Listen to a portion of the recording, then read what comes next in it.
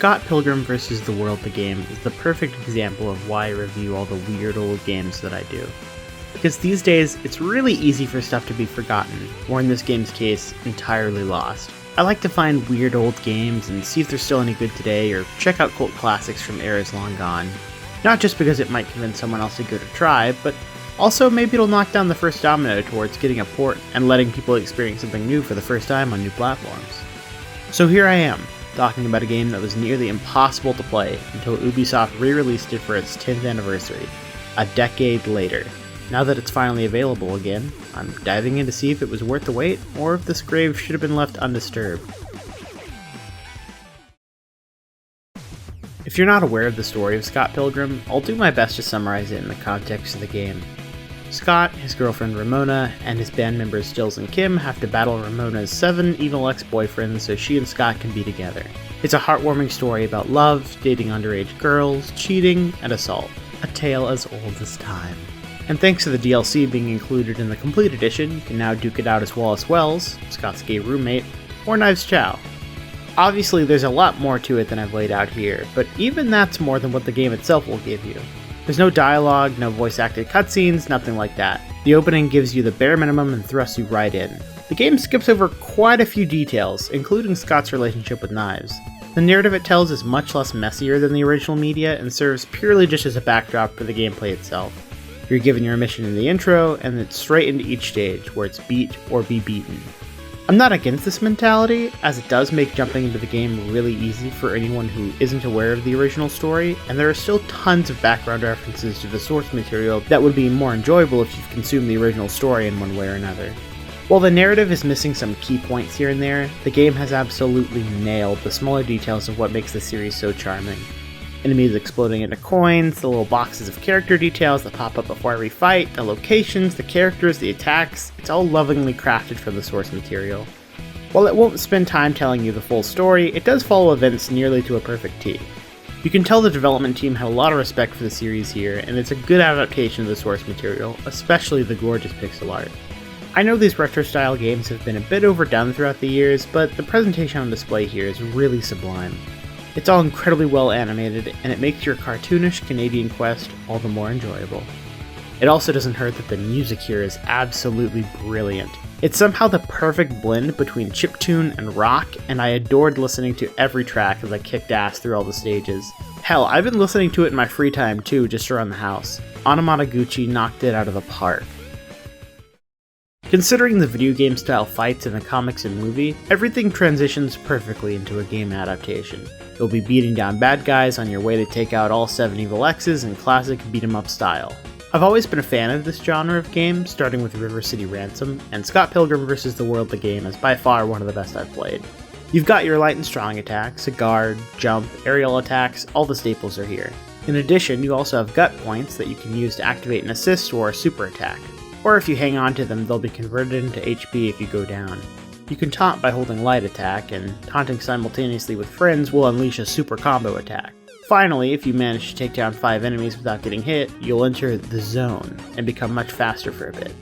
Of course, as you fight, you'll be gaining experience and leveling up, which will unlock new moves and combos. The sense of progression here is really fantastic, with each level up granting you really significant upgrades. You'll unlock dash attacks, more aerial options, a low attack for downed foes, a counter, dodge roll. By the time I had finished the game, I had way more options and I could clear encounters much faster. Along with level ups that unlock new abilities, you've also got stats to manage. Attack and defense are pretty obvious, but there's also willpower, which gives you more gut points and increases your super attack damage, as well as speed, which lets you move faster, attack faster, and recover faster. Increasing stats is pretty important, as the later fights can become super tough, even on the lowest difficulty. The best way to do this is by purchasing items from vendors, especially books, with all the blood money you manage to pick up. Of course, you can also spend money on food to restore health, and even take some snacks on the go. It's a bit irritating that you can't see the effect of what you're buying until you've already purchased it though. As you progress, the game introduces more enemy types with unique abilities and weapons you can grab and chuck around. Most enemies are all dispatched in the same way, but a couple require a bit more strategy, like the super durable zombies that are easiest to defeat by throwing into holes. Despite this though, because of the game's relatively short length and increasing moveset as you level up, it manages to stay incredibly engaging throughout a short playthrough. It's the kind of game that makes for a really fantastic casual experience with friends in a single afternoon. Plus, there's a ton of cool little secrets to find, which I'll let you discover for yourself. Unfortunately, the final boss does hurt the game a bit here. I found it to be quite the difficulty spike, requiring me to go back to previous levels to get cash, and most importantly, extra lives. You can buy them from Wallace's secret shop, but since you'll want to save money for stat boosts, it's not too helpful. The only other way to get a 1-up is by beating Todd Ingram, meaning I went through this fight repeatedly. Being able to start any completed level from a halfway point and almost straight to the boss is really helpful in mitigating the frustration, but I can definitely see it stopping some players from finishing the game. Any difficulty roadblock essentially boils down to, do you want to grind money for upgrades, grind the Todd boss for lives, or grind the level you're stuck on? On the lowest difficulty, this wasn't too much of an issue except for the very end, but on higher difficulties, I can definitely see it slowing the game down substantially, especially if you aren't already maxed out on levels or stats. It's still a good time playing alone, but it's exponentially more fun with friends. Thankfully, even if you can't get a group together physically, the game includes online play with both public and private lobbies. I've heard some mixed things about the online, but personally I didn't have any issues. Once I got a lobby of 4 together, and inevitably lost 1 or 2 players as soon as we started due to poor connection, I was able to play just fine with the random strangers remaining with no noticeable lag. There are a couple other modes when playing locally, like a pretty dope boss rush, a survival mode, a free-for-all against your friends, and a dodgeball mode where you can only damage people by throwing a beach ball. But they're really just minor distractions compared to the campaign and didn't hold my interest for very long, if at all. When everything comes together, it's a short but captivating classic beat-em-up experience to run through again and again. However, there are a couple cracks here that I can't ignore. While playing through both locally and online, I experienced several instances where the game would become stuck.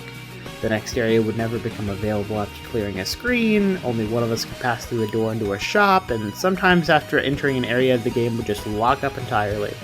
This resulted in several instances of not just exiting a level and restarting, but hard resets. I once managed to break the game so bad it would make even She Says proud, letting me walk right out of bounds and get soft locked in a shop. I'm not aware if these issues were present in the original, all versions of the Complete Edition, or the Switch port alone, but unless Ubisoft patches some of these issues, expect to run into some problems occasionally. None of these were ever so frustrating that I wanted to quit, and usually just resulted in having to repeat a minute or two of a stage, but dealing with these rare issues throughout multiple playthroughs is definitely going to hurt my desire to continue. And while I'm talking about some of my gripes, let me bring up another sour note. One of the DLC characters included in the game is completely unavailable unless you sign into Ubisoft Connect, which caught me off guard seeing as I saw no mention of that requirement anywhere else. It's a minor annoyance, sure, but in the larger context of the game and its history of being, completely unavailable, it's incredibly frustrating to me that part of its content is locked behind an online service that might not stick around, which seems like something you might want to avoid repeating considering the game's history. It's just really scummy, and I'm not a fan of it. All the content should be available when you buy the game. Scott Pilgrim vs. the World the game isn't perfect, and Ubisoft still has some work to do. But even with some rare game-breaking issues and a decade of time having passed, it's an absolute pleasure to play through, and I couldn't be happier to have finally gotten a chance to play it. Beat-em-ups are a bit of a dying breed, and it's nice to have another make a triumphant, albeit flawed, return. If you enjoy them like I do, or you're just looking for a short but sweet experience with up to 3 other pals, I can't recommend it enough. Playing through Scott Pilgrim has made me think about all the other beat-em-ups I'd love to play. I've always wanted to play the original 4-player Simpsons arcade game, and I still need to sit down and finish Arc System Works and WayForward's River City Girls, so this might not be the last time you see me talking about them. But for now, thanks for watching, and I'll see you in the next video. As always, if you enjoyed the video, consider dropping a like or a comment and subscribing to the channel. If you've already subscribed, consider sharing it with a friend. Word of mouth is the best way for the channel to grow, and I appreciate everyone who stuck around this far. Your support means the world to me. Special thanks to my Patreon supporters, and I'll see you all next time. Take care.